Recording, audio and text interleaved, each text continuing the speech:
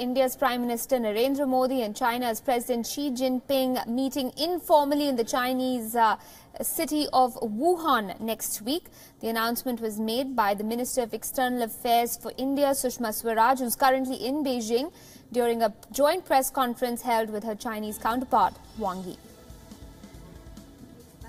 We are also happy that the Kailash Mansarovar Yatra through the Natula route will be resumed this year. I'm confident that with Chinese side's full cooperation, this year's Yatra will be a fulfilling experience for the visiting Indian pilgrims. In February this year, India's Foreign Secretary Vijay Gokhale made a surprise visit to China, where he held talks with top officials. With his Chinese counterparts, he discussed bilateral ties and issues of regional importance.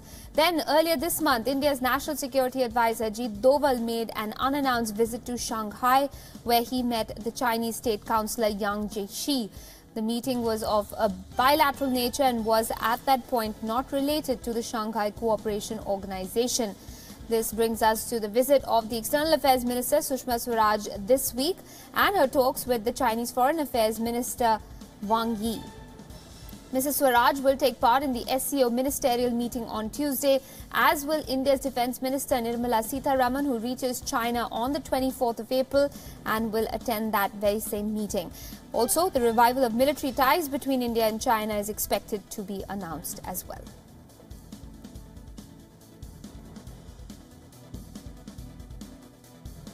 The progress made in the last few months has also contributed to building trust and understanding in our bilateral engagement. We have agreed to maintain the momentum of these exchanges. We also discussed the importance of strengthening people-to-people contacts in bringing our two countries closer to each other. First of all, the Minister and I would like to share with you a piece of very important news. That is, as agreed between our two sides, President Xi Jinping and Prime Minister Narendra Modi will have an informal summit from the 27th to the 28th of April in Wuhan, Hubei province.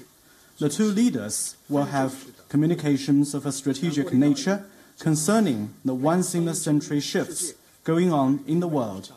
They will also exchange views on overarching, long-term and strategic matters concerning the future of China-India relations. So, Prime Minister Narendra Modi and President Xi Jinping are going to meet at an informal summit later this week in the Chinese city of Wuhan. And we brought you that story as soon as it broke. The implications of the meeting between President Xi and Prime Minister Modi are immense. We had a panel of experts breaking it down for us a while earlier. Here's that special discussion. Listen in. The fact that this meeting is taking place between President Xi and Prime Minister Modi can't indicate anything other than the fact that that reset button has been hit. Well, rightly said, this is a major step in India-China relationship, and if you look at historical parallels, we can compare it with Rajiv Gandhi's visit to China in 1988 that transformed India-China relationship. But talking about the press conference which happened by the Indian Foreign Minister and the Chinese Foreign Minister, it talked about various issues like terror, issues like climate change, how both the countries can re-engage, especially after Doklam. This visit will be the fourth visit by the Indian Prime Minister to China. He first went for a bilateral visit in 2015. He went for G20 summit. He went for BRICS summit, and finally is going for this summit. And remember the use of terminology informal summit. They haven't called it a formal summit. We actually don't know the difference also much. But it's an informal summit which is going to take place in the Chinese city of Wuhan. That's one of the most populated cities in central China, and it's also called the Chicago of China. So there is a message, of course, but this visit is also for resetting the button and, of course, re-engaging themselves. We have seen a number of high-level visits happening between India and China. The Chinese Trade Minister was in India. He met the Commerce Minister, Suresh Prabhu, and discussed about a lot of issues, including the issue of trade deficit.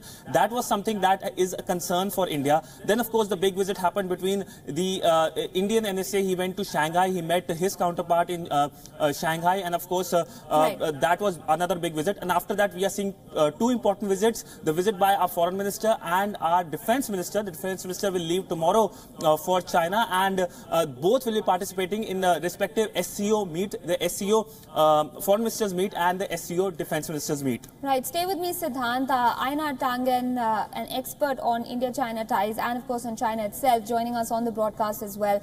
Einar, good evening. You know, we've spoken in the past about, the, let's say, downturn when it comes to the ties between India and China. But this is definitely an upswing. The fact that the two men, President Xi and Prime Minister Modi, are engaging in this informal summit as early as next week.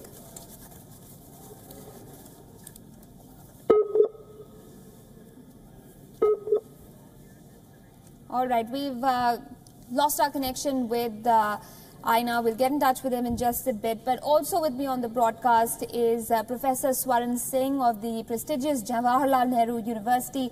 Professor Swaran Singh, thank you for joining us here on WION. First off, if I could ask you for your reaction to this meeting that's been announced. It's finally out there in the public domain. There is going to be a meeting between President Xi and Prime Minister Modi.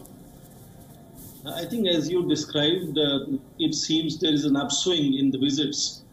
If you notice this month particularly, there are so many visits that have taken place, especially from India to China. So upswing, I think, is a right expression at this stage. The visit of Prime Minister was originally slated, as we were hearing, to middle of next month. So this is advanced to as early as next week now. Yes, I can hear you. All right, if I can also ask you, Professor Singh, there was a reference that was made by the Foreign Minister Wang Yi when he was talking about this informal summit. The stress, of course, on the word informal, also calling it the relationship being looked at from a new starting point. Why do you think that is important for us to look at? I think it's important to understand why this is called informal summit. Because in terms of their exchange of state visits, President Xi Jinping came to India in September of 2014, followed by Indian Prime Minister's visit to China in May of 2015. Bilateral visits have not happened since then. So by protocol, it would mean Xi Jinping's visit to New Delhi is due now. So because Indian Prime Minister is traveling to China, it is being described as an informal visit. Second, very closely, the implication may be that it is primarily emphasizing on their personal bonhomie, or personal chemistry at least, which has been visible whenever they have been meeting. And we remember their 3 meetings during the Doklam crisis. So informality could also be focusing on the personal initiatives that the two might take. But the overall mood, as you saw in the press conference, seems very encouraging. Several things have been clinched in that sense. The whole revival of exchange of hydrological data is now promised for Satluj and Brahmaputra. Also, the pilgrimage from Nathula is being revived. So these are issues that are already settled as if to be revived between China and India. That sets the stage really very positive for the summit meeting to take place. Of course, it raises expectations. The surge is the kind of blood on both sides as to what can be clinched. Right. There are issues on the table. I think CP, EC, and now increasingly being talked about Nepal, India, China, cultural corridor. These are issues that perhaps will be important issues other than the ongoing issues of India's membership to NSC. And other issues. The sticking points, of course, are many. There is, of course, Masood Azhar, China's, the China-Pakistan economic corridor. We'll get to each of those in just a bit. Also with me on the broadcast is WION's associate editor, Palki Sharma Upadhyay. Einar Tangen is back with us on the show as well. Einar, to you first. Before we get into the nitty-gritties of what was discussed by both foreign ministers, if I can ask you for your overall opinion on the announcement that's been made as far as this meeting, this informal summit between President Xi and Prime Minister Modi goes? Well, although they're calling it informal, I think it's, if you start looking at the context of this, I mean, if you go back to what's happening in terms of trade, where India is, obviously India has a security arrangement with the U.S., but it seems in recent events that it's looking for an enhanced trade relationship with China, which would be a very good balance for India's security and also its economic future. I think what we've seen here is a clearing of the table. All past business has been taken care of. I agree that there's going to be a lot of action, potentially, on issues that are dear to China in terms of Taiwan and the Belt and Road Initiative, and also to India in terms of the Nuclear Suppliers Group membership, the India-Pakistan corridor, and also this issue about China's unwillingness to take away protections for individuals named by India as terrorists at the UN. Right. Palki, when we're looking at what all has happened in the last year, specifically with the Doklam standoff, the fact that these high-level meetings have been taking place, the fact that a reference to months of high-level engagement was made by Wang Yi for this informal summit to go through, it just goes to show that both sides seem equally committed, it seems, to resetting and putting the past behind them and moving forward on a new note, if you will. Absolutely. The 73-day-long Doklam standoff was a very serious low in the India-China relationship, but it also gave both the sides a very clear message that a military conflict, a confrontation is not the solution. It is not going to benefit either side. And so this concerted effort has been made from both sides to make sure that they can sit at the talking table and try to, as the Chinese foreign minister said, quote unquote, handle differences. There are very many differences, a lot of bugbears, and this informal meeting, while very, very significant, is not going to probably resolve most of these. The longest outstanding issue has been border. Border resolution is not expected. The NSG entry, that the bid that India has been making may not be resolved either. Masood Azhar remains an outstanding issue. So does the Belt and Road Initiative. So there are a lot of problems. There are a lot of issues that need to be dealt with, and it is going to take time. But this is a start. And the conciliatory tone is, according to me, the biggest takeaway from this joint press conference, Aisha. Both sides are making the effort. Both sides are talking about people-to-people contact, strategic cooperation, resuming data sharing on Brahmaputra and the Satluj River, talking about reopening Nathula for the Kailash Mansarovar Yatra. These are beginnings. These are first steps towards a more comprehensive cooperation, if you may. But this certainly is a start, and they're talking about these two leaders trying to look at common interests, which, according to both sides, outweigh differences. So this is a beginning, and of course, we'll have to see where they take it. Absolutely. Professor Singh, going off of what Palki just mentioned, the outstanding issues, of course, are immense, but the fact of the matter is these are baby steps that seem to be being taken in the right direction. And the tone, as Palki pointed out, conciliatory definitely, especially when compared to the sort of saber-rattling we'd seen last year from either side when it came to Doklam.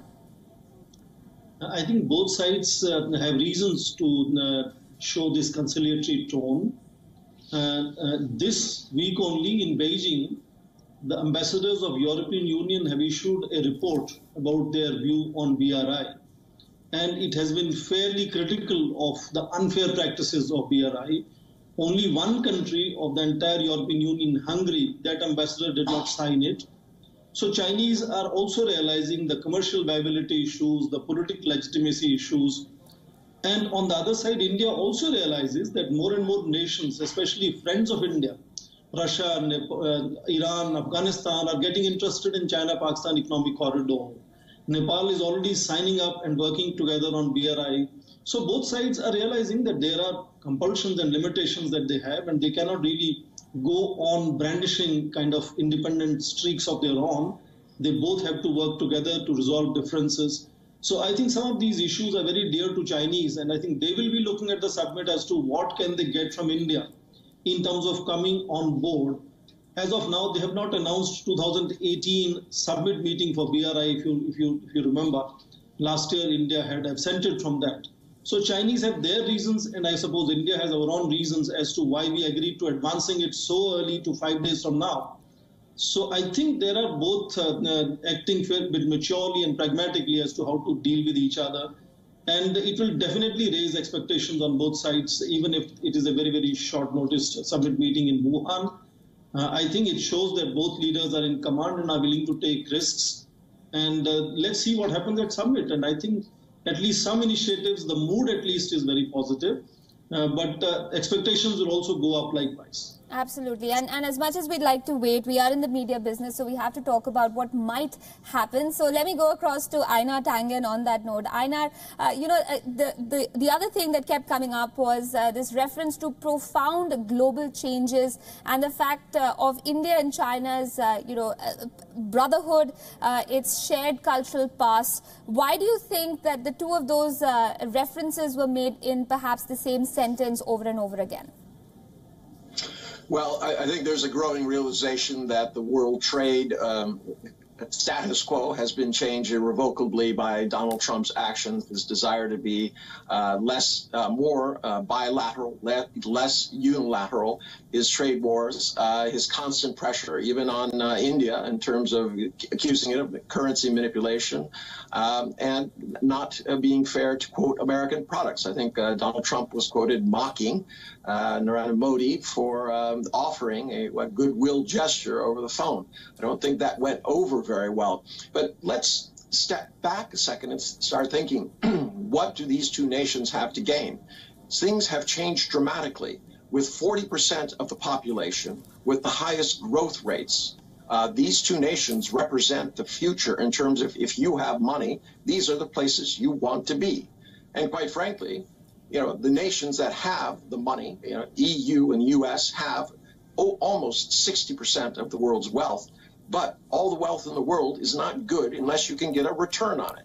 So I think what you're starting to see here is a reversal, something like what happened when OPEC was created in the early 70s, when you have these two nations getting together and saying that we are going to be equal partners at the economic table.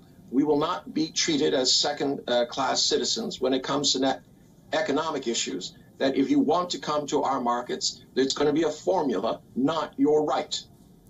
All right. Siddhant Sibbal, my colleague also with us on the broadcast. Siddhant, referring now to, the mention of this recognition perhaps of the unbridled potential when it comes to economic ties between India and China. But let's not forget, there was a lot of aggressive posturing that took place when it came to Doklam, and not too far back ago. We're talking about 6 months ago when India and China were engaged in this 73-day-long standoff.